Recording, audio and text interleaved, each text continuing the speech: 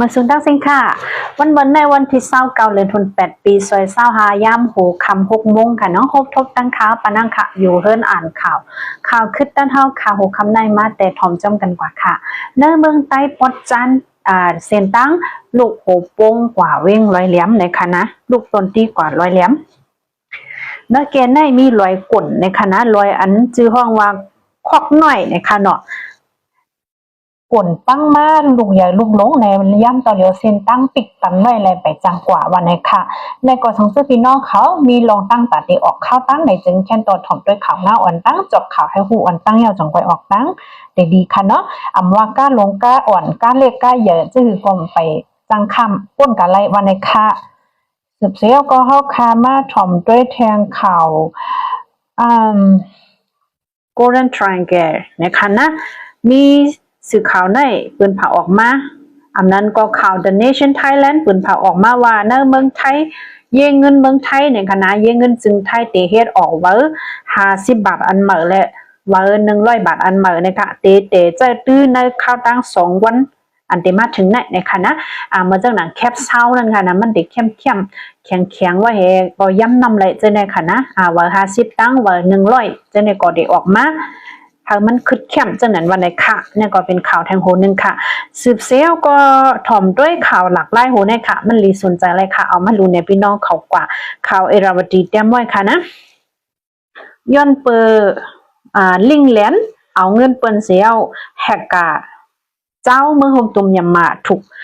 ผลิตไทยที่เงียบกว่านะคะเนาะตีกรุงเทพนะคะนะเวียงเรียกว่าเจตอนสาทอนนะคะเนาะเนื้อกรุงเทพนะคะนะย่างยอบกว่าเนื้อวันเมื่อในวันในค่ะเนาะก้นถูกยอบกว่าในชื่อห้องว่าขั้นโซนะคะอายุเลย27 ปีกว่านะคะนะเป็นคนเมืองโฮมตุมยำมาเป็นแฮกการในค่ะเนาะแฮกการในอีสังหาในตาพี่น้องกำพองเจอไปปองใจนั้นค่ะเดย้อนซับแรงในอีกนึงค่ะอันเอาไล่ตั้ง ITเดี๋ยวเลยโรงเรียนค่ะนะโรงเรียนภายป้ายจ้าง IT ในสิก็ลักเอาข้อมูลก้นต่างก็คำจันมันให้ก็เอามาจังหนังกว่าลักเอาไม้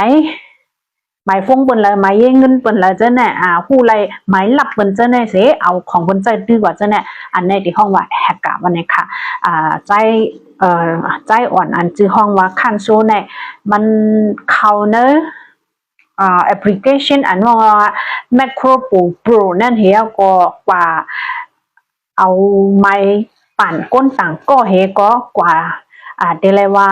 ก็ซื้อ iPhone 15 Pro Max เนี่ยค่ะนะเดี๋ยวมันนั่นเฮก็ภายผลิตไทยเขาก็ถังเทอมเฮก็จอมมันใจมากเนี่ยค่ะเผื่อกว่ายอบเลยมันในวันเหมือนไหนตีห้องมันใจอยู่นั่นทบหันป้าข้อมูลอันเอาไว้ของปืนตั้งลุมฟ้าในคณะว่าเมืองแล้วก็มันมีหมดในคณะที่อันมัน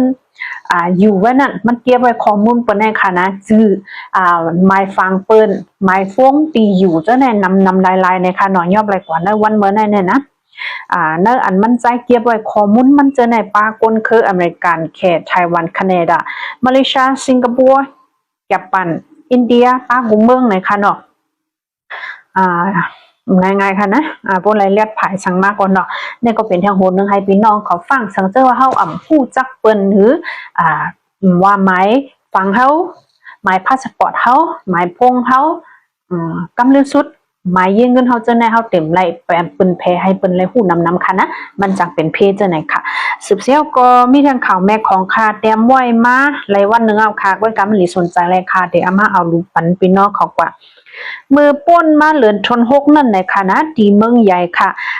ยามมีลองคาก้นไตยอบไรก้นคามันในคณะก่อนลูกตายกว่าในแต่ก็ชื่อห้องว่าใจหนองอู้นะคะนะในวันที่25เหลือนทนหกป้นมานั่นคาตายเอาก็เอาผังไว้เนื้อลิ้นครึ่งหนึ่งนะคะนะหิมวันปุ่งนะคะว่าเห็นนั่นก็ภายเจ้าหน้าที่เขาก็ถังเธอไม่หายอบก้น2 ก้อนเนี่ยค่ะ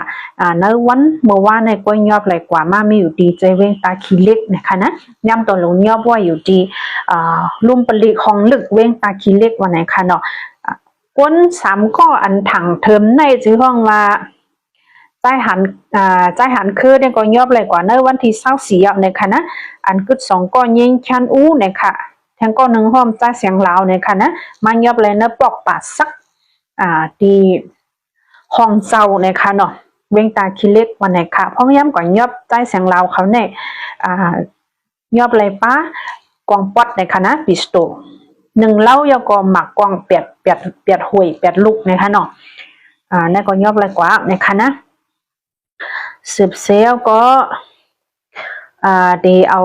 ย้อนยิบเอาข่าวชันนิวส์มาลูบันพี่น้องเขาข่าวกว่าค่ะนะซึกมันเจอก้นเมืองหมู่เจเฮ็ดเหมือมุ่งหัวขึ้นเป็นการหางแหนตาปังลึกตังวันนี้ค่ะนั่นเลยออกัสในซึกมันที่สั่งลงตีผู้ก้อนปอกก้อนเอิงเนเจเว้งหมู่เจเฮาลงกดทัดเส้นไม้โหนับก้นเมืองเจออยู่เศร้าไว้ดังเสียงนั่นก้มก้าก้นต่างวันต่างเมืองเจอกะเฮ็ดการจอมเลียนดินเมืองมันเมืองแขซีอยู่เศร้าไว้เนเจเว้งหมู่เจนั่นก็ให้กว่าเฮ็ดไว้มุ่งหัวขึ้น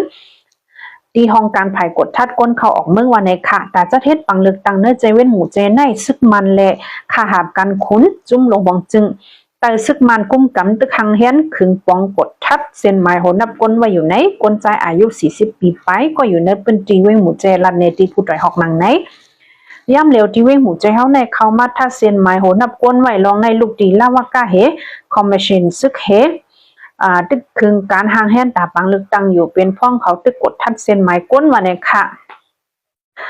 ย้อนนั่นแหละพาใครเฮ็ดในก็กว่าปันเส้นไม้มันไว้ดีลุ่มเดี๋ยวไรวันลุ่มลาวากะค่ะนะดีเวหมู่เจแต่เฮ็ดปันนั่นเลยค่ะสังเกตว่าเขาเฮ็ดปันเส้นไม้มู่หัวเฮือนเยาก็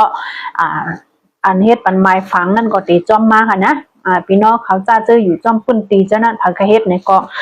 กว่าใส่เส้นไม้ไว้ค่ะแล้วเนาะมันก็เป็นตื้อดังดีค่ะนะในก็เป็นทางโหนึงเย่าก็เฮาคามาถ่อมด้วยทางข่าวเปลี่ยนโอเก็บเงินก้นไปเพศซึกปกขึ้นเฮิรนนับโห10 แสนปยาในหนองให้ยะวันนี้ค่ะพี่ดุสิตปโอเปลี่ยนโอเก็บเงินนับโห10 แสนปยาดีก้นไปเพศซึกเจอปกขึ้นเฮิรนเยดีวันพลาลอยทุ่งหนองให้ยะเจเวยองหวยจึงได้ปอดจันแต่โหเลือนออกัสในมาก้นไปเพศซึก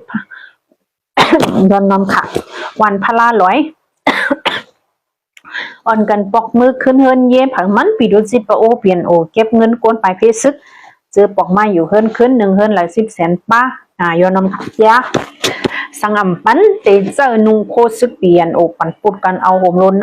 เอาห่มลมในวันไหนค่ะอันนี้ได้ก็หูย่อยมันขำรู้ค่ะนะค่ะเดี๋ยวดูมันหูคุบมันก็ค่ะเนาะย้อนเปิดเข้าย่ำค่ะก็มันจำเต็มเอาค่ะนะอันนั้นก็เป็นก่อนในทุ่งหนองให้ปกติมาด้วยมึงได้ปลดของเข้าค่ะในก่อนทุ่งหนองเขียวก็หญ้ากินจะไหนค่ะนะปกขึ้นเฮิรนเย่ค่ะหญ้ากดทัดเส้นไม้มู่เฮิรนกลางคำกลางขึ้นสังเกตว่าเป็นก้นหนุ่มอ่อนในก็หญ้าหับการซึกนะคะนะอันนั้นก็มันก็เป็นไรว่าลองคองคำปัดปืนตูเมืองค่ะนะย้อนนั่นเลยก้นหนุ่มปุ่มข้าวเมียนะคะนะในเมืองปุ่มตุ่มข้าวขายำต่อเหลียวในเกาะตอนดาวันเมื่อไหร่ก็ข่าวค่ะทีนี้มกในไว้ค่ะนะจ่องไว้พบชมกันทางนั้นวันบุกมากค่ะเนาะสังเจ้าอะไรใจถ่อมให้มีพรดีตอนถาพี่น้องเขาในกอแค่นโตกดไลค์กดติดตามกดแชร์เป็นค่ะนำเสียงกำค่ะนะย้อนเสื้อให้พี่น้องเขาอยู่ลีกินวันกระเด็นแคมสามังนี่ลีเป็นรอดเพกันกุดีกุตั้งกุกกุกคนเสียงกำติค่ะอ๋อไม่สงค่ะ